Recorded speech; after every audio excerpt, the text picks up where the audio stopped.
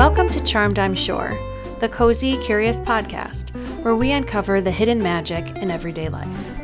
I'm Jen, and each episode we get charmed by a delightful topic that brings a little enchantment into everyday life.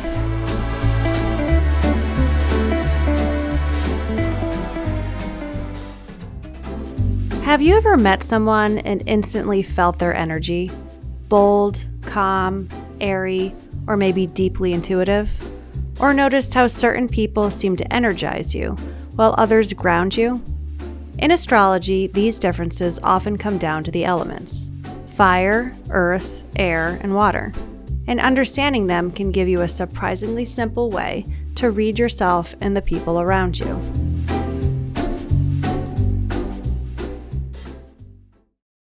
Today, we're getting charmed by the astrological elements: fire,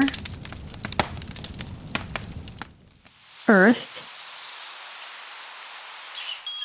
air, and water. For a little context here, the concept of the elements in astrology goes back to ancient Greece and earlier traditions. Philosophers like Aristotle used the four elements as a framework to understand personality, temperament, and even the natural world.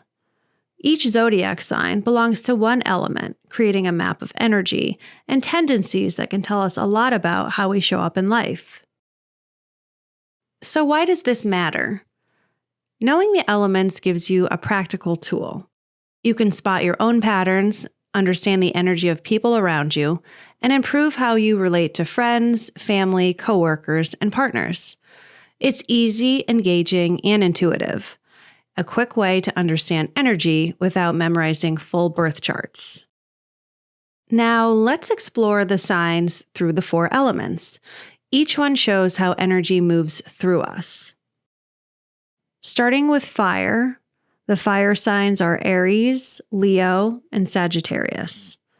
This energy is bold, active, and full of initiative. If you're fire dominant, you likely feel passionate, action-oriented, and spontaneous.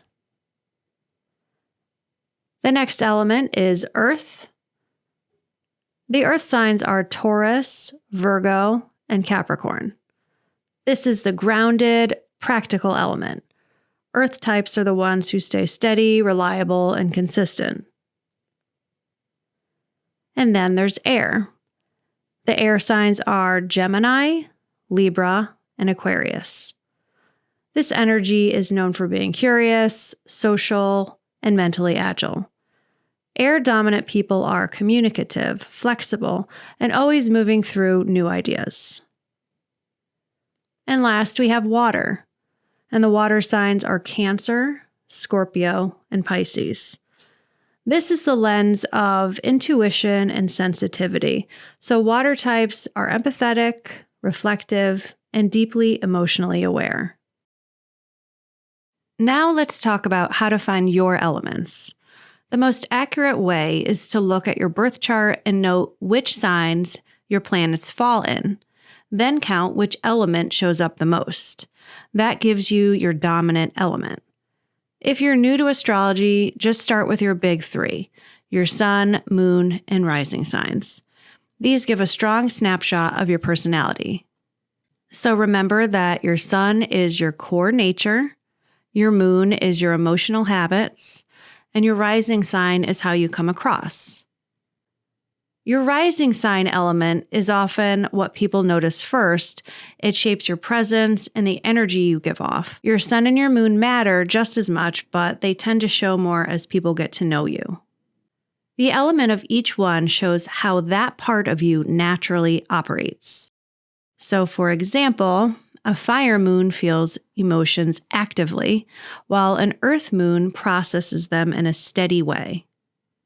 If all of your big three share the same element, that element becomes especially strong in your personality. It usually means your energy feels consistent, clear, and easy for others to recognize. If 2 out of 3 share the same element, that element usually leads your personality. It's the energy you return to most naturally, even if your third placement adds a different tone. If all three are different elements, that usually means you're naturally versatile. You can shift your energy depending on the situation, and people may notice different sides of you in different settings. Here's an example of how to read your mix of elements based on your big three. So, for example, if your sun is fire, let's say you're a Leo sun, but both your moon and rising are in water elements, so maybe your moon is in Cancer and your rising is Scorpio. You may feel more sensitive or intuitive than people expect because water shows up twice and sort of mellows out your fire sign. And remember, true dominance isn't only about your big three. Every planet adds weight to an element. So if your big three lean earth, but you have many other placements in fire signs, you may come across more bold or adventurous than a typical earth type. A quick shortcut here is count the elements in your sun, moon, and rising. The one you see most is your natural default energy. Once you know your dominant element, you start to see your own patterns more clearly. How you react, what restores you, and what throws you off balance. That awareness gives you real choice in how you use your energy, and that's where astrology becomes truly useful. So again, fire dominance usually means passionate, action-oriented, confident, and spontaneous. Earth dominance might give you a grounded, reliable, practical, consistent type of quality. Air dominance is curious, communicative, flexible, and social.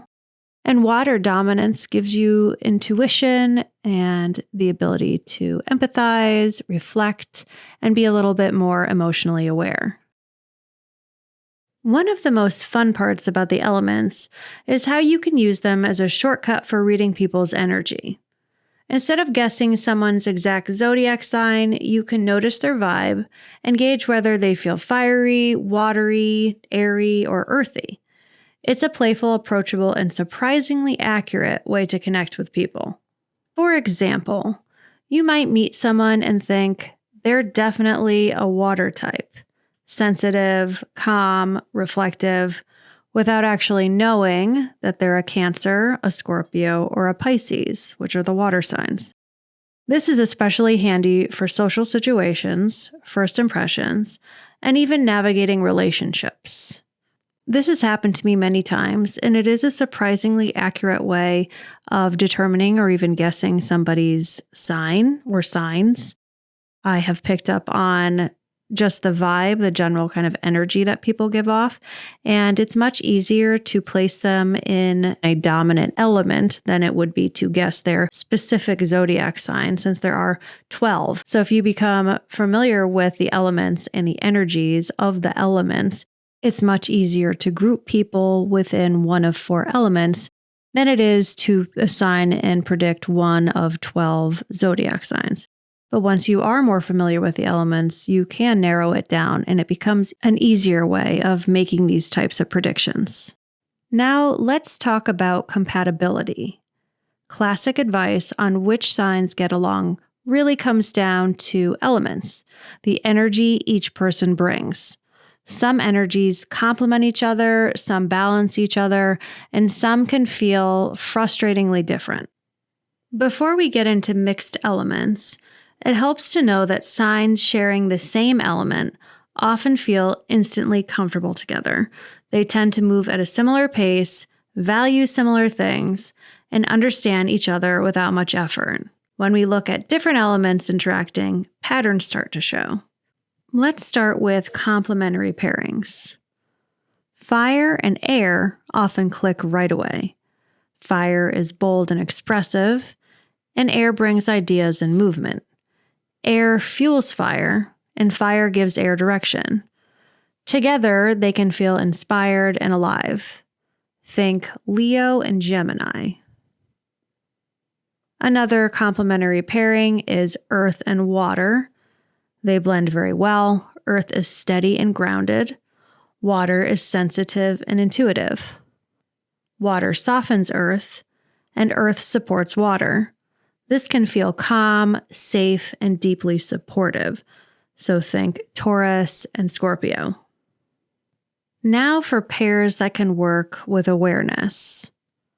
Fire and earth, for example, move at different speeds.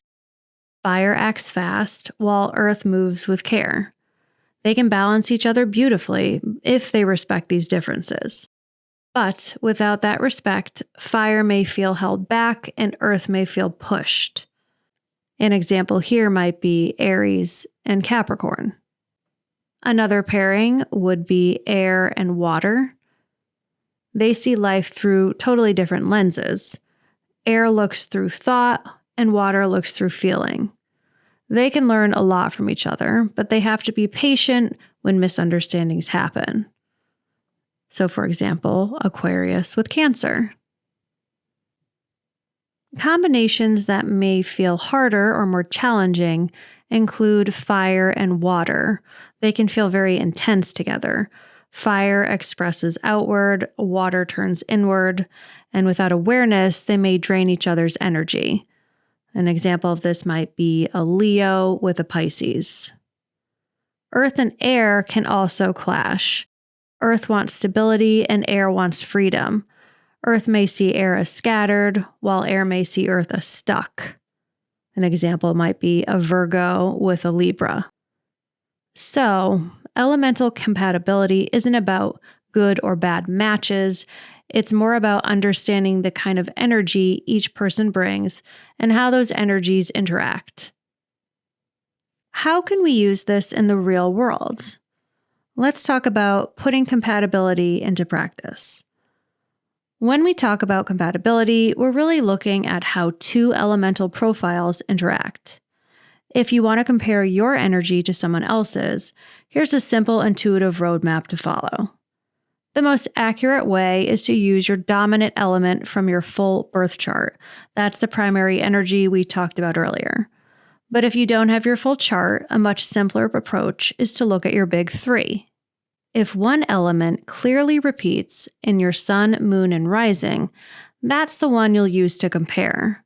But if your big three are all different, you can compare based on function. And this is where it gets really useful and interesting. You can compare your moon signs to see your emotional compatibility, so how you both feel, respond, and find comfort. You can look at your rising signs to see how you interact socially. This is the vibe of your day-to-day connection.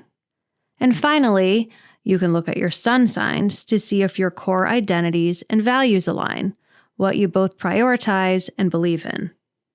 Using the elements this way gives you a practical, intuitive way to anticipate where you'll click and where you might need to put in a little extra effort to understand one another. Understanding these patterns can help you read relationships, anticipate clashes, and really strengthen your connections. Here's a fun little experiment today. Notice the element of the first three people you interact with. Did they feel like fire, earth, air, or water? Then reflect. How does that energy interact with yours? Can you see patterns in the people you're drawn to? Try it for a few days and see what you notice. It's a charming way to start reading energy intuitively. I hope you enjoyed this episode, and thanks for exploring the elements with me today. My hope is that you move through the rest of the week with a new eye for the energy around you and the tools to help you balance your own. And now it's time for practical magic. A tip from today's episode that you can bring into your own life. This week, we're focusing on elemental balance. Each of us has a dominant element that shapes our natural rhythm. But when that energy runs too strong, we can feel off. The key is simple. Bring in the opposite element to restore balance. For the fire dominant, cool and steady your energy. If you've been in constant motion and feel overstimulated, bring in water. Pause. Take a slow breath. Step into quiet for a moment. Stillness helps your energy shift from intense to steady. For the water dominant, spark momentum. If you've been in deep thought or feeling stuck, bring in fire. Take one small, bold action. Send the message, start the task, take the step. Movement creates motivation. For the air dominant, ground your thoughts. If your mind is spinning through ideas or worries or anxiety, bring in earth. Do something physical and real. Build, cook, walk, spend time in nature. Grounded action brings your focus back. And for the earth dominant, lighten your mood. If routine feels heavy or dull, bring in air.